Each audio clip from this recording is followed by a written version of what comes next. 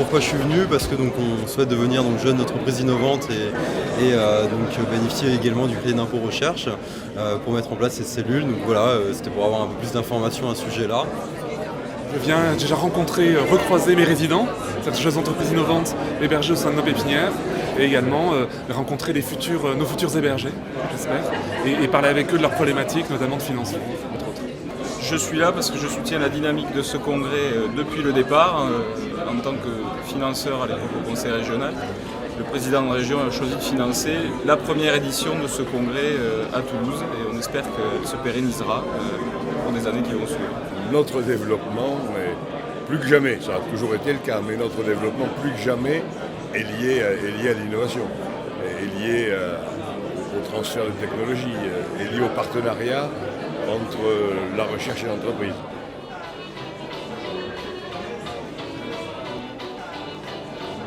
Un immense plaisir pour nous de vous recevoir aujourd'hui à Toulouse et dans ce stade mythique. Pourquoi Génie ? Il y a 10 mois, on s'est rassemblés, on a voulu créer ce projet de congrès pour faire vivre cette communauté.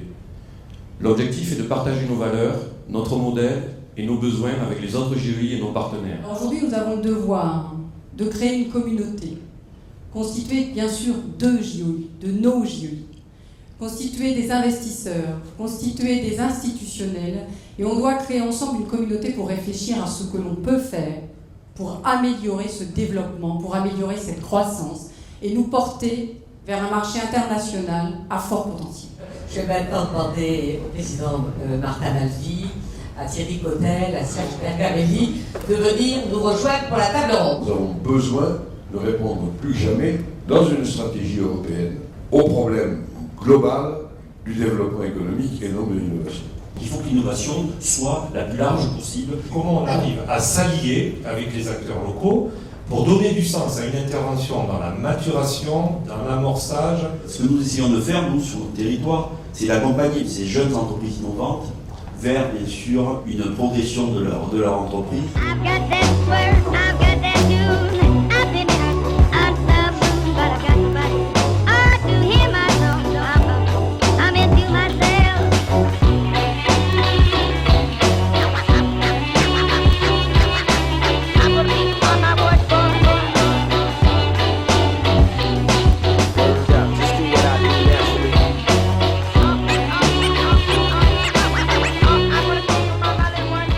Il y avait 4 tables rondes, moi j'ai participé à une seule. Sur l'image des GEI, les GEI sont des entreprises qui sont risquées, qui sont mal connues et qui méritent d'être soutenues.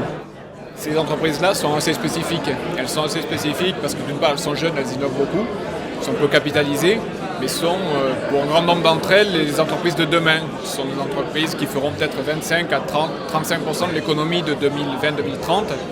Et donc il est très important de les encadrer, de les assister. Le format d'atelier est très interactif, qui est sûrement propice à beaucoup d'idées qui sont mises en forme par les intervenants.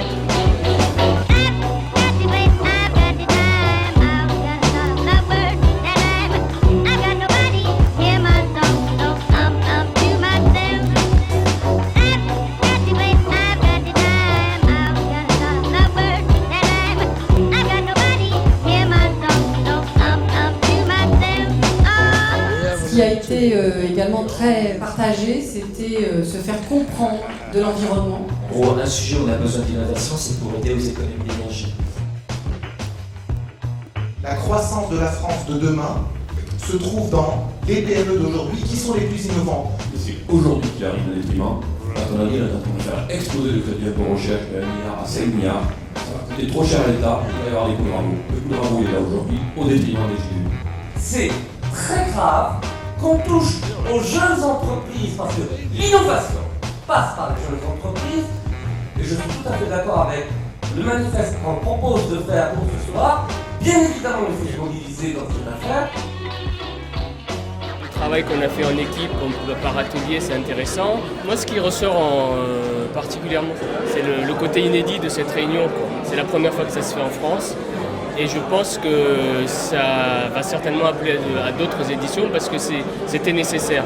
C'est quelque chose qu'on se disait tout le temps entre nous, entre jeunes entreprises innovantes, comment on peut faire passer ce message auprès des institutions, que non seulement ce dispositif fonctionne, mais qu'il faut le pérenniser. Je travaille dans des réflexions pour une alternative aux politiques gouvernementales actuelles, notamment la réforme du CIR, notamment la réforme du statut de JEI, et surtout la protection des PME qui travaillent dans l'industrie et qui ont besoin d'avoir une lisibilité et une stabilité fiscale. Je pense qu'on a besoin, là, dans le contexte actuel, on parle de réduire les ressources pour une entreprise innovante. Je pense qu'on a besoin d'unir nos forces pour faire valoir nos droits et l'intérêt de la recherche et l'innovation pour le développement économique. Merci à vous tous d'avoir participé aujourd'hui. On va réagir très vite en créant un modèle de lettre que l'on engage tous les dirigeants de GUI à envoyer à leurs sénateurs pour expliquer en quoi cette loi va impacter leur entreprise. En ce qui concerne votre interrogation de tout à l'heure, le dossier va passer le 18 ou le 19 novembre au Sénat. Je vais y veiller avec un certain nombre de mes collègues.